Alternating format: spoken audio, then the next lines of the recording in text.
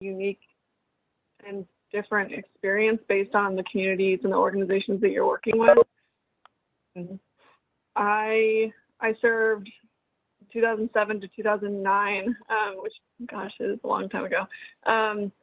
But I served with City Year New York for 2 years. 1 year I spent in a middle school in East Harlem working on a team that planned and executed service learning programs for middle school students in Manhattan. They don't run that program anymore, but one of the things that I was charged with, I was like the events and logistics coordinator on my team. And one of the things I was charged with was planning and running positive school climate events in the school that we were based in.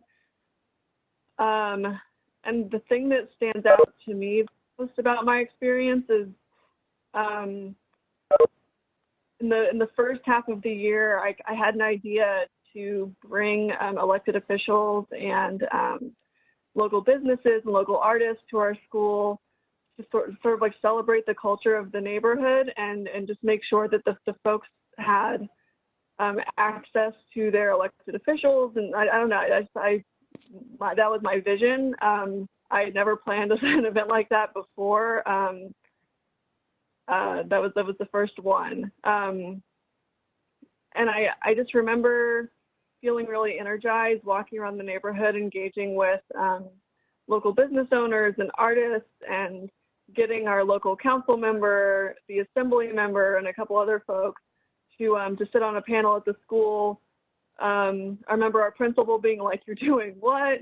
And that was just, it was a growth experience on a lot of levels. I think I really showed myself what I was capable of doing. I also learned a lot. I think that like a big part of this experience is sort of you get to do really big things, but you also learn a lot about yourself. And I don't want to say the failures exactly, but like looking back as like a person who has been in the world for like 15 years-ish since then, I definitely would have done some things differently. But just being in that environment and being working on a team of people who had very different backgrounds and very different experiences, and getting to work on something collectively together that benefited the students in the school and the community at large was a huge, had a huge impact on me. And I think it really carved out the trajectory of my career.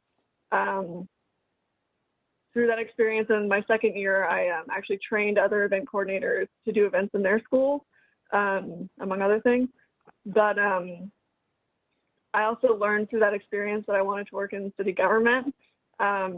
And thinking about like what do I want my point of impact to be, and that has certainly, like, that set the course for me, and that led me to working for NYC Service in the first couple of years, and then going to graduate school at Wagner. Darren, we should talk, and then also just working in a couple different agencies of city government. I just feel like without my city year experience, I'm not sure that I would, I 100% I'm sure that I wouldn't be where I am today. And that one specific experience definitely planted a seed. Yeah. I mean, I found also a city year alum, I feel like I've also had a very similar sort of moment where I honestly wouldn't think, for me, it was also something unexpected, and I would never think that I would be where I am today, honestly, back then. So it's amazing how one little instance and like that, also that experience in general is just so informative to the rest of your life and your career. So yeah, thank you. Okay, I guess, Ayanna, would you mind sharing a bit? Yeah, I really like this theme that's going on about building confidence, boosting confidence, and moving from working on a small impact to these larger impacts. My experience was similar. When I entered into my AmeriCorps year, I was more or less thrusted into, this is a bit more academic, but thrusted into examining the American Heart Association guidelines on high blood pressure. So I work as background for the Department of Health and Mental Hygiene, and also during my AmeriCorps year, I worked for that agency and with the hypertension initiative, which is currently known as Take the Pressure Off. So one of the first tasks that we had was to kind of delve into that like 100-page guideline and to determine what the agency stance is on hypertension, which is a big ask. So coming into that, I think the document dropped in maybe like October, November-ish. And so it was very early into my AmeriCorps year where I was able to work with a team of certainly clinicians and other experts and to this say, are we going to follow these guidelines? Is this something that New York City should be taking on? And that's a lot of responsibility. You're making a decision for the city of New York that is going to affect, 8.6 million people or so. So that was a big moment, and it was a great moment when I was able to be heard. My recommendations were taken under advisement, and till today, it is part of a document that served to inform hypertension for the New York City. So, yeah, same thing. I moved from a small impact environment pre-City Service Corps to working in government, where you're now involved in these larger, impactful projects, and it's a boost of confidence. It's something I remember and look towards when I go forward, thinking like if I did this, I can move forward and do something else even more impactful. So kind of appreciating my own voice, that I should be heard and I have something to contribute. So just being reminded of that. Yeah. And seeing, yeah, definitely seeing how all those small actions at first can build towards something way bigger too, which is really amazing. Thank you for sharing that. And then finally, Darren. Yes, Darren, would you like to share as well? Yes. So for me, when I first heard this question, I know it was like Eddie, where I felt it was a little difficult to narrow down one specific time where I felt like engaged, most alive and inspired during my service year. And the hard part was kind of for me was understanding like the time, mainly because during my service year, I was working on an app. It was very revolutionary for food pantries, and so a lot of the times I've heard a lot of negativity and a lot of complaints more than I heard about compliments. And so during the service year, most of the time I spent wondering, like, am I really making an impact? I hear a lot more complaints than I do anything else, and I never really see the benefit. And so for me, I say the time I felt most engaged and most inspired was several months after my service year ended. I was leading a workshop with United Way to 300 to 400 food pantries in New York, talking about what the app does. And the first day, like the rest of my service year, I got nothing but complaints, criticism, and a lot of questions about security. And then that night, I started practicing my spiel, kind of improving it and making it sound more like inspiring instead of trying to do a sales pitch, more of a kind of like a community building, where I talk about how you're able to make a community out of the app and how we're able to kind of ease the process for clients. And by me changing that mindset, changing the my tone, I was able to see a different type of engagement from the crowd, and saw more people kind of giving me compliments and talking about how the app is making an impact and how me and the other AmeriCorps, our presence and our support to get them on board actually made the entire program and made the entire experience for them much better. And so for me, it was kind of a understanding that what I'm doing now, I will never see the benefits of it. And for me, it kind of made me understand better that what I do today, whether it's good or bad, will be kind of impacted by other people in their positively or negatively. And so for me, it kind of taught me that I kind of need to just do everything. I gotta make sure that every day, every pantry I speak with, every person I work with, I gotta make sure that I treat them with the most respect and kind of make everything the best for them as well. Because down the road, I won't see this, but they will see it, and they will either be impacted or kind of turned away from my presence and what I do every day. Yeah, it's very, very true. Thank you for sharing. Sure. Okay, well, now that we've gone through, that was kind of like the bigger overarching question that I had for you all. But I think just before opening it up to more questions, I actually just had one follow-up that I didn't include previously, but I was just thinking about this as you were all speaking. as far as just thinking about what you just shared in general, but then also thinking about your service year, and then kind of thinking about that idea of how these experiences have built on each other to lead you where you are now. How, I guess, like, what advice would you give to current members that are finishing up their year of service, just with that sort of idea in mind? And I'll let anyone answer who has an idea first that comes to mind. We don't have to go in any order, but that's just something I myself was curious about based on what you guys just shared.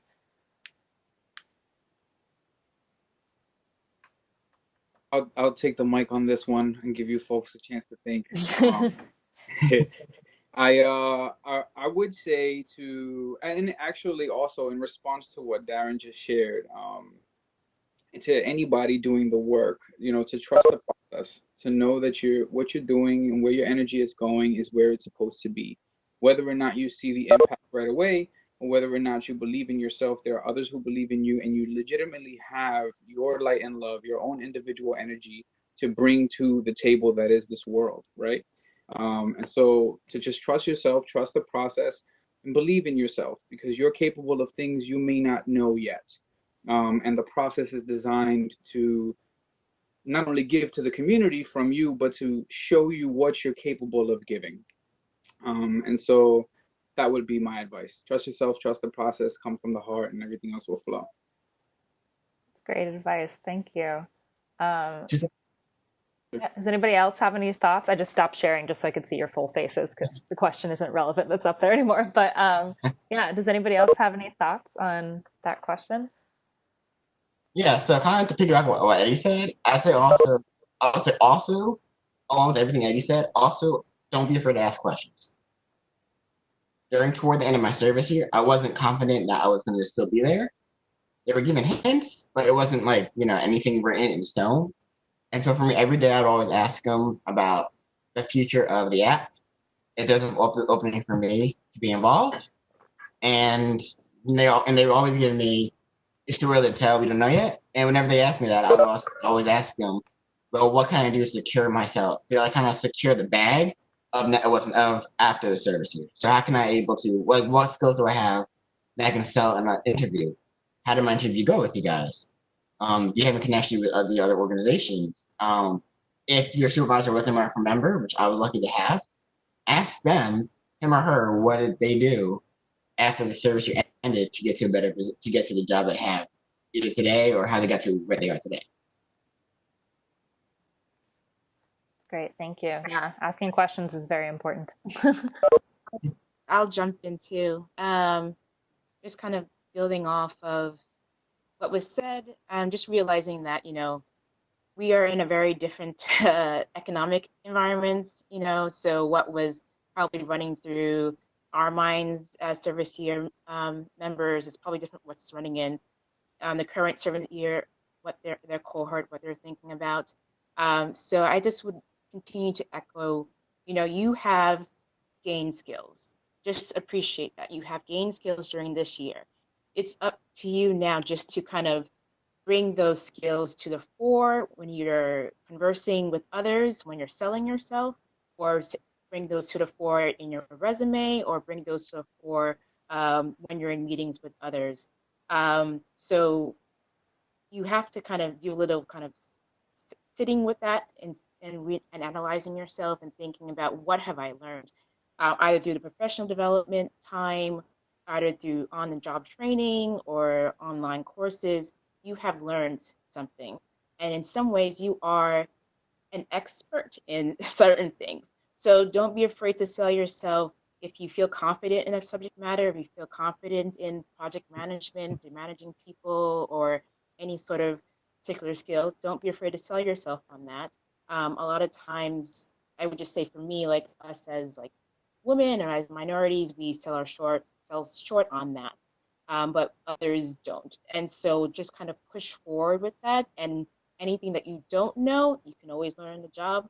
That is one skill that you have that you can always sell yourself on. You're a great learner. You've learned so much during this year. So take that forward. Yeah, definitely. I feel like that's the biggest asset, honestly, of doing a service here is you kind of learn everything. You're kind of thrust into it and have to learn as you're going. So very valuable.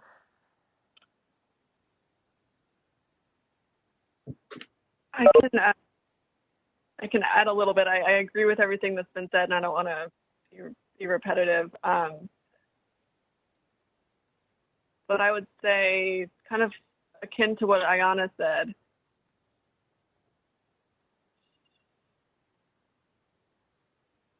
it seems like this group is mostly folks who are completing their service year. Sorry if I missed that. Yes, yeah. So most of the people that are attending are either, finishing up their service year, or alumni are also welcome to attend these webinars, but I'm assuming most of them are probably more recent alumni. So yes. Got it. I'd say one thing is don't be afraid to really tap into the AmeriCorps alumni network as a whole. I think there's a really robust group of people, and there are a lot of ways to connect with folks who are in fields that you're interested in working in. So really maximize and utilize the network that you have at your disposal. I was on the City Year Alumni Board for a long time, and I led it for a couple of years. And I know that City Year especially has a pretty strong alumni network, and there are a lot of programs in place to help connect core members or connect recent alums to older alums, or alums who are working in their fields. I'm almost positive that AmeriCorps, the alumni network for AmeriCorps in general, has that as well. It's a great connection point. I think everyone loves to talk about their service experience. And then I know me personally, I love speaking with alums or folks who are just starting out in their careers to give them all the things that I had to learn sort of the hard way.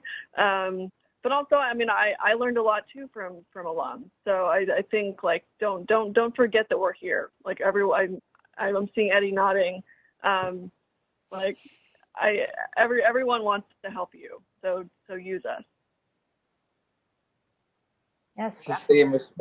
No, go ahead. Sorry. In response to that, Kristi, I'm going to hold you to that. I'm going to be in touch with everyone. I'm currently sitting on the board of Public Allies New York, and we're trying to improve the program. And one of the things that I was mentioning was that AmeriCorps is such a robust, large mothership, right? And we're all sort of like little legs and arms trying to do the same thing in different ways with different, missions and visions that ultimately complement one another. And I think a lot of the times the programs are so caught up in delivering services and making the most out of what we're given that we don't really maximize and utilize the network. So I would love to see some collaborative efforts as we all seek to recruit annually, as we all seek to improve our communities. Perhaps we can work together more as an AmeriCorps program as a whole, right? Individual links leading up to a bigger whole that really makes huge impact. And I also wanted to share, see, when you go first, right, things sort of, I let you all speak really quickly. I just want to share a story that I think is relevant to the message that I delivered initially. And that is to remember to trust the process, because you just don't know where you'll wind up. If you asked me 12 years ago, 13 years ago, when I was an ally, if I thought that I'd be a board member, an author, a substance abuse counselor, a clinician, a mindfulness coach, I would have laughed in your face. Me, never, right? And one of the things that really speaks to that for me, where things went full circle, was when I was starting in Public Allies. I was doing the interview process. I don't know what other AmeriCorps programs are like for the interview process, but Public Allies puts you through this grueling 7 or 8 interview process before you get through with different organizations. You kind of sort of shop around for different jobs. And my first choice was GLSEN. Anybody familiar with GLSEN, the Gay Lesbian Straight Education Network, I think it is. But they provide services in schools about anti-bullying and stuff. So I really wanted that job. I was like, yes, I'm for this mission. And I went really hard in the interview. And one of the feedback that they gave me was that I was rejected. I wasn't the one that was picked, and that I was a really hard seller. And I needed to tone it down a little bit. They got that I wanted the job, but that I just was working too hard. And I felt so crushed, right? It's like, wow, and I carried that with me for years. And then 12 years later, last year, I'm at an event, a Pride event in Westchester, and Glisten's there, and I'm selling my book, and Glisten is, talking about Glisten. So I'm, oh, I applied for you guys a few years ago, and the woman named Maryanne, she's like, oh, you did? What happened? I'm like, you guys rejected me. I wasn't good enough for Glisten. And she's like, it's their loss. You're an author now. You know what I mean? So it's like, that really hit home for me, and I want to extend that to you all, to know that what's for you is coming, and you just have to do the work and trust the process, and you're capable of so much more than you know. And I'll leave it with that. Thank you. Yeah, that's wonderful. Oh, I see the chat box is already coming up here. Oh, well, that's another thank you. Yeah, so as far as those were the only formal questions that I had, but we have quite a few people that are here, and I would like to open it up for questions. We've done this in the past, and every time we do have feedback is always that participants always wish there's more time for questions. So I'd like to open up for general questions from those who are participating. You're welcome to type your question into the chat box, or if you feel moved to do so, you can unmute yourself and ask that way. But yeah, I'd like to open that up. Hello. Hi. My name is Michelle Hanley, and I work with AmeriCorps Nationals for the Mayor's Office of Advancement for the Board of Education Attendance Initiative. So that was in 2015, and it was an amazing experience. I really enjoyed the trainings that we would get monthly. We would go to Bernard College and get trainings monthly. The networking was amazing.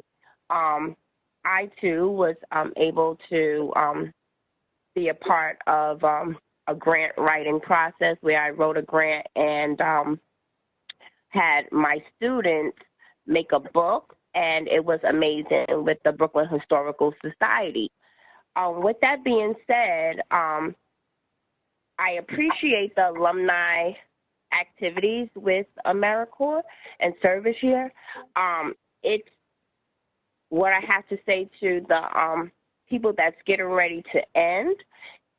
Just please stay in contact with the people that you meet, the different colleagues, whether it's an organization, if it's somebody you're working with, a different organization.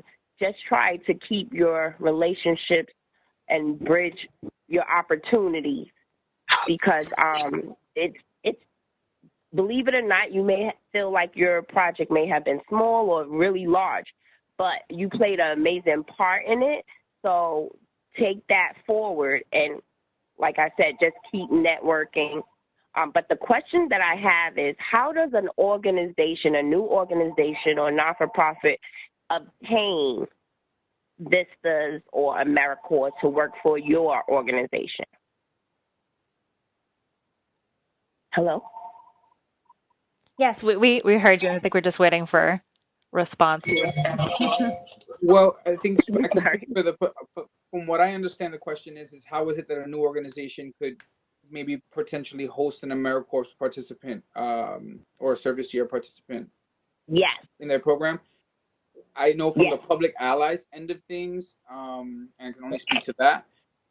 There is you can apply to be a partner organization, and so I know that there's a fee associated with that for hosting an ally, but it shouldn't be difficult. You can actually go to the Public Allies website and or you can speak with me, get in touch with me. I mean, one of the missions of the board is to do this, right? It's to build up new partner organizations and members. So if you believe you have a service that's valuable to a new AmeriCorps, to a new public ally, definitely get in touch and make it known that you would like to join up. Excellent. So will the emails be posted to get in contact with the panel that is on today? If that's all right with everybody who's participated, yes, I see some thumbs up. Then yes, that will be the case. We can make sure all attendees get the emails of our panelists. I see some other questions. Okay. Okay. So let's see. Do we have other questions as far as for our panelists specifically about their experiences? I know I do see something as far as question about unemployment or employment fast. That's an interesting. So it's an interesting question. I don't think it's one that any of us are really capable of answering, considering that I mean, we don't really manage unemployment. Unless anyone else has a better answer to the question. I would say I know that Public Allies is we're considering creating new opportunities to sort of bridge the gap. Perhaps maybe summer cohorts, adding cohorts, or adjusting positions to continue employment for existing service members or to create opportunities for anybody in future classes. So I'm sorry I don't have an answer for the unemployment piece, but hopefully just know that we are considering you all, at least we at Public Allies are considering the realities that service members are facing and their inability to get unemployment once they complete the program. We're thinking about you all, we have you in heart, and we're doing our best with what we have. So I can sort of answer this question too, just as like I can put my like city government hat back on. I know that the city is hiring. I don't know if I assume you're in New York, but the city is hiring contact tracers for testing, like the test and trace initiative, if that interests you at all. I know that they're really trying hard to staff that up, and so that would be a good, like, fast way to get a job, like a temporary job, while you figure out what's next. I don't know if Ayanna, if you, being at the Department of Health, if you have any other insight there, but like there are a lot of like COVID related recovery jobs out there, so that would be my like first look. Yeah, I can just a bit of an edit there. So there was a bit of a back and forth between Department of Health and Health and Human and Hospitals. So this DOH&H through the fund is no longer hiring, but NYC Health and Hospitals is hiring, and I know they're looking for people who are, culturally sensitive and have language backgrounds. So definitely look them up. I think they're kind of halfway full, but definitely give them a try. Actually, I have one other plug to make too for a quick. So we actually do have a program initiative from NYC Service. We're doing a summer associates program, a Vista Summer Associates program. So those applications are actually due today, I believe. It's a quick turnaround, but if this is something that you are interested in, you can visit our website, and it should just be at NYC. I'm just going to put it in the chat box, actually. But nyc.gov/serve-NYC.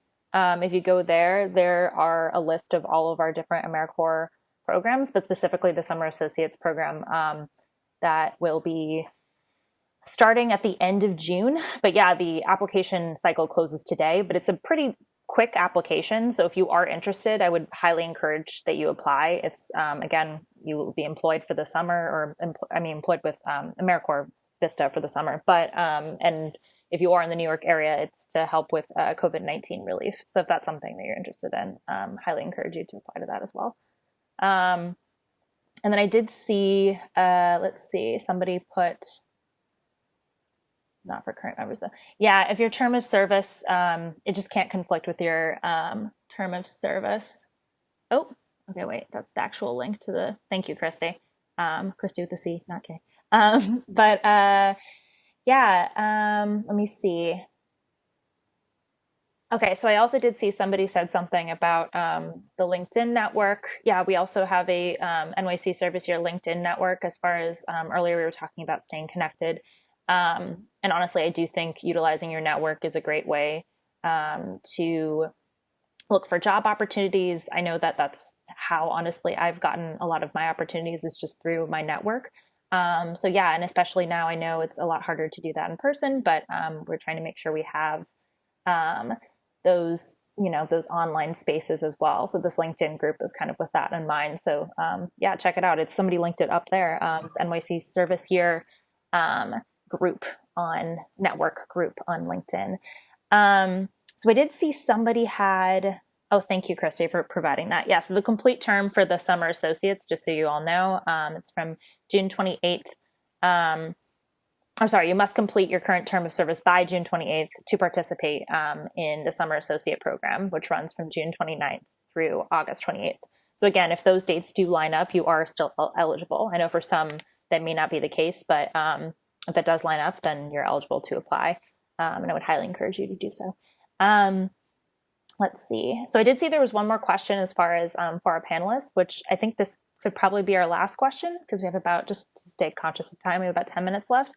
So I see somebody asked, how did your service year develop your own brand and what you advertised when looking for a job? So whoever would like to go first with that is welcome to.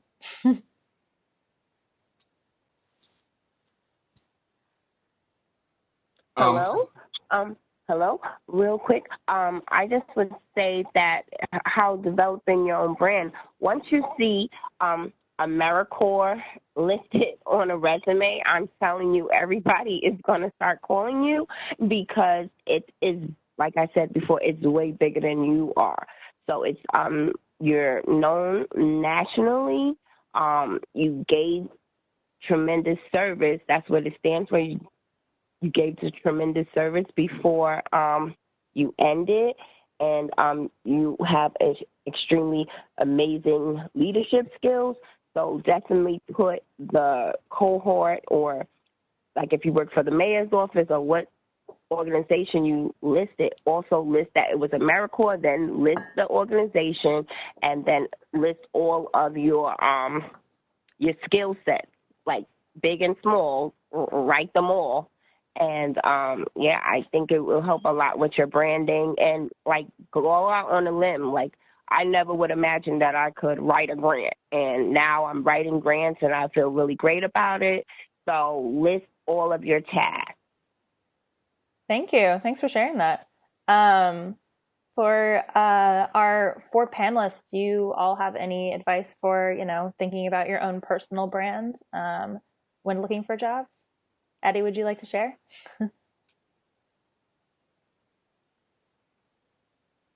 Oh, you're on mute.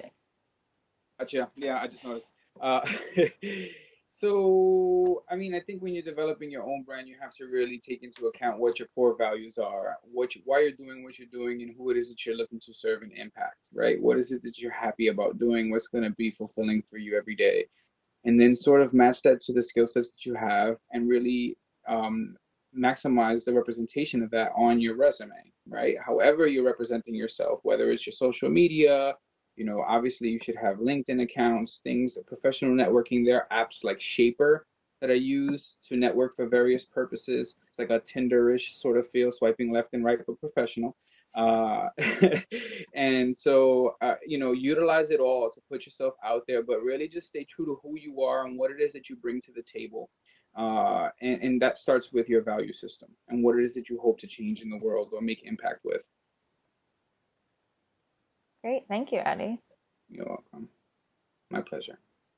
Hi, this is Ayanna. I'm just going to jump into, before AmeriCorps, I would not have used the terms like public servant to describe myself or having experience in government as seeing as an asset.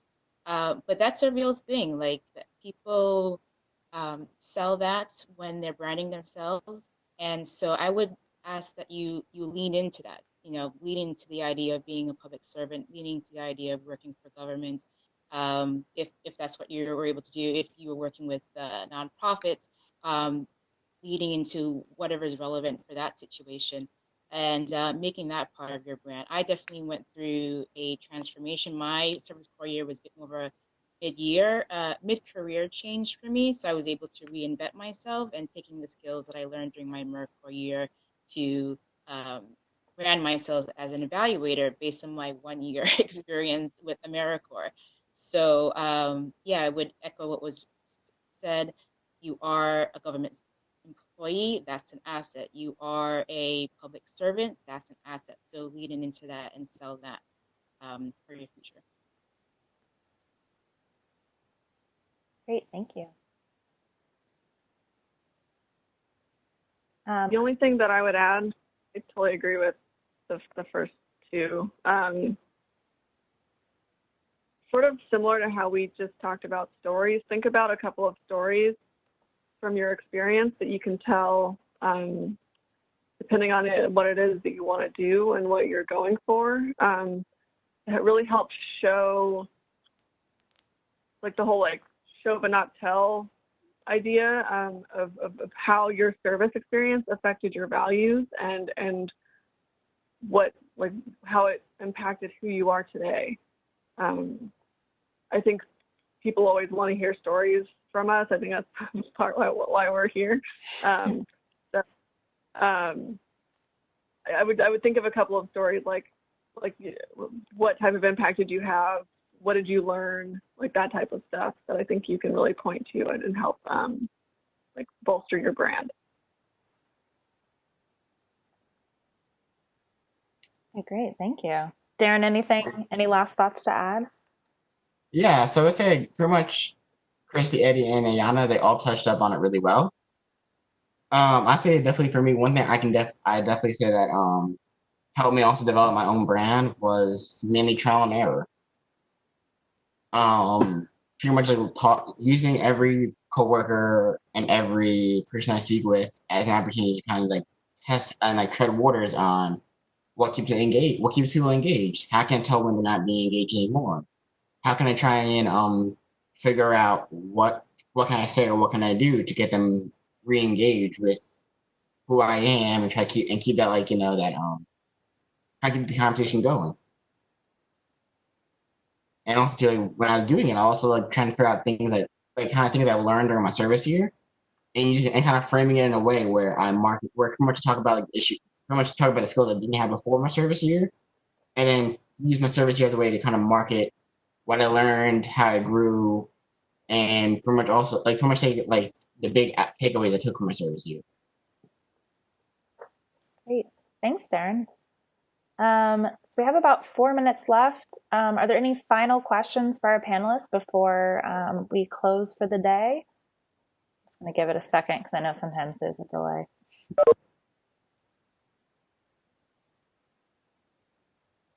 All right, Maryanne, I just wanted to add a little thing about the branding. Like, sometimes there's a perception that there's only one brand you can have, when you can really have multiple brands.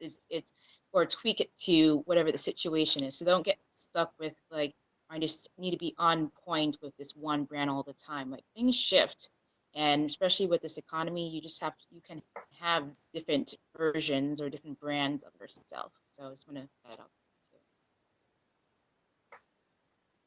Yes, that is entirely true. I think especially that's something that I had to learn, might just interject a little, something that I had to learn myself when, job hunting and creating resumes and cover letters, you have to have all these different versions of yourself and different brands to, how to market yourself differently for, to cater to different positions. So yeah, it's very, very true.